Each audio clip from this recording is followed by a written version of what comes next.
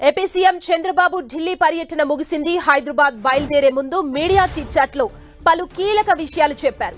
5 ఏళ్లలో ఏపీ పునర్నిర్మాణమే లక్ష్యంగా పనిచేస్తామని, గత 5 ఏళ్లలో రాష్ట్రానికి సరిదిద్దలేనంత నష్టం జరిగిందని చంద్రబాబు అన్నారు. ఎన్డీఏ ప్రభుత్వం రాష్ట్రాన్ని బాగు చేస్తుందని ఆశిస్తున్నట్లు చెప్పారు. ఏపీని గ్లోబల్ లీడర్ గా తయారు చేయడమే తమ ప్రభుత్వ లక్ష్యమన్నారు. దక్షిణాదిలో ఏ రాష్ట్రానికి లేనన్ని గొప్ప వనరులు ఏపీకున్నాయన్నారు చంద్రబాబు. కృష్ణా, గోదావరి నదుల రాష్ట్రం గుండా వెళ్తున్నాయని, ఒక్కో గోదావరి నది నుంచి 3000 టీఎంసీల నీరు సముద్రం పాలవుతుందని, ఆ నీటిని వినియోగించుకుంటే దక్షిణాది మొత్తానికి నీటినివ్వొచ్చన్నారు.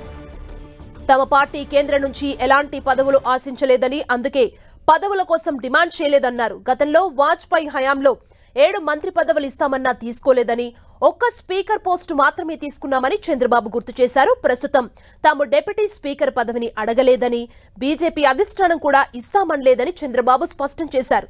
తమకిచ్చిన మంత్రి పదవుల పట్ల తాము ఎంతో సంతోషంగా ఉన్నామన్నారు. ఈ ఏడాది దావోస్ కి వెళ్లి ఏపీకి పెట్టుబడులు తెస్తామన్నారు సీఎం చంద్రబాబు. గత 5 ఏళ్లలో జగన్ పాలన వల్ల అమరావతి ప్రాముఖ్యత తగ్గిందని, అమరావతికి ప్రాముఖ్యత తీసుకొచ్చేలా పనిచేస్తామన్నారు చంద్రబాబు. 5 ఏళ్లలో ప్రభుత్వ పరంగా కావాల్సిన మౌలిక వసతుల నిర్మాణం పూర్తి చేస్తామని, దశల వారీగా నిర్మాణాలు పూర్తి చేస్తామన్నారు.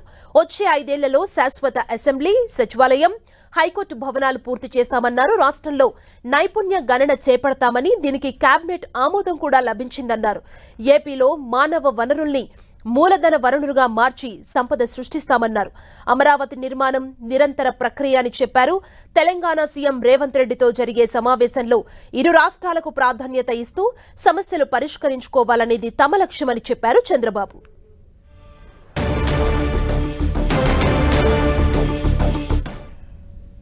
ఏపీ సీఎం చంద్రబాబు ఢిల్లీ పర్యటన ముగిసింది. ఇదే అంశానికి సంబంధించి మరింత సమాచారం మా ప్రతినిధి గోపి మనకు అందిస్తారు. గోపి, ఏపీ సీఎం చంద్రబాబు ఢిల్లీ పర్యటన ముగిసింది. కాసేపటి క్రితమే ఆయన ఢిల్లీ నుంచి హైదరాబాద్ బయలుదేరారు.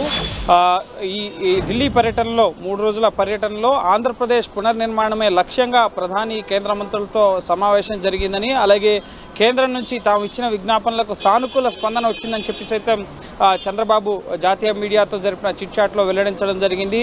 5 ఏళ్లలో తమకు ఎన్డీఏ ప్రభుత్వానికి మ్యాండేట్ ఇచ్చారు ఏపీ ప్రజలు. సో ఈ 5 ఏళ్లలో ఏపీ పునర్నిర్మాణమే లక్ష్యంగా పనిచేస్తాం. గడిచిన 5 ఏళ్లలో ఏపీ తీవ్రంగా నష్టపోయింది, విభజన కంటే ఎక్కువగా నష్టపోయింది. సో దాన్ని మళ్ళీ పునర్నిర్మించే అభివృద్ధి వైపు ముందు తీసుకెళ్లడమే మా లక్ష్యం.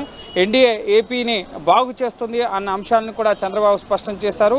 రాజకీయాలకు అలాగే పదవుల కోసం మేము ఆశపడడం లేదు, రాష్ట్రాభివృద్ధి కోసమే మా తపనంతా కూడా. ఇప్పుడు కేంద్రంలో ఎన్డీఏ ప్రభుత్వం అధికారంలో, రాష్ట్రంలో కూడా ఎన్డీఏ భాగస్వామిగా ఉంది కాబట్టి సో ఖచ్చితంగా వెంటనే ఎప్పటికప్పుడు ఒక టైం బౌండ్ పీరియడ్తో మేము ఇచ్చిన హామీలన్నీ, ముఖ్యంగా ఇక్కడ ఇచ్చిన విజ్ఞాపనలన్నీ పూర్తవుతాయని చెప్పలేం, కానీ ఖచ్చితంగా సానుకూలంగా ఉంది. వికసిత ఆంధ్రప్రదేశ్, అభివృద్ధి చెందిన ఆంధ్రప్రదేశ్ లక్ష్యంగా ఎన్డీఏ ప్రభుత్వం పనిచేస్తుంది అని చెప్పి చంద్రబాబు చెప్పడం జరిగింది. అలాగే అమరావతి రాజధాని నిర్మాణానికి సంబంధించి కూడా ఇది నిరంతర ప్రక్రియ. ఈ 5 ఏళ్లలో, రానున్న 5 ఏళ్లలో ఇప్పుడు వచ్చిన ప్రభుత్వం పూర్తిగా ప్రభుత్వ కార్యాలయాలు, రోడ్లు, భవనాలు, మౌలిక వసతులు వీటన్నిటినీ కూడా నిర్మించి ఒక కొలిక్కి తీసుకొస్తాం, అమరావతిని రాజధానిగా చెప్పుకునేలా చేస్తామని చెప్పి కూడా చంద్రబాబు చెప్పడం జరిగింది.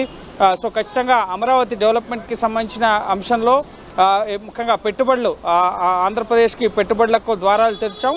దావోస్ వెళ్ళబోతున్నాను, పెట్టుబడులను ఆహ్వానిస్తాను. అలాగే ప్రస్తుతం ఆంధ్రప్రదేశ్లో డెవిల్ భయం అవసరం లేదు అన్న ముఖ్యంగా కొన్ని వివాద అంశాలను, కామెంట్స్ను కూడా ఇటు చంద్రబాబు చేయడం జరిగింది. సో అమరావతికి ఏ నగరం కూడా పోటీ కాదు, గ్లోబల్ లీడర్గా ఆంధ్రప్రదేశ్ని, అమరావతిని తీర్చిదిద్దే లక్ష్యంగా మేము పనిచేస్తామని చెప్పి చెప్పడం జరిగింది. ఆంధ్రప్రదేశ్కి కావాల్సిన వనరులు ఉన్నాయి, కృష్ణా గోదావరి నదులు ఉన్నాయి, 3000 క్యూసెక్కుల గోదావరి నీరు సముద్రం పాలవుతుంది. సో దక్షిణాది రాష్ట్రాలు మొత్తం వినియోగించుకునేంత నీరు గోదావరి నదిలో ఉంది. సో వనరులకు ఎటువంటి కొరత లేదు.